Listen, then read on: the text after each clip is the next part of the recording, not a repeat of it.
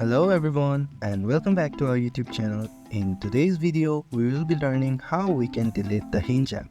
For deleting any application, firstly you have to open the Settings app in your phone.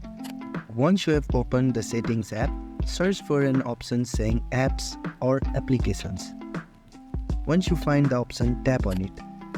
Now click on the See All Apps. You can either search it manually or click on the search icon which is on the top right corner of the screen. Once you find the app, click on it. Now you can see an option saying Uninstall. Click on it. Simply click on OK.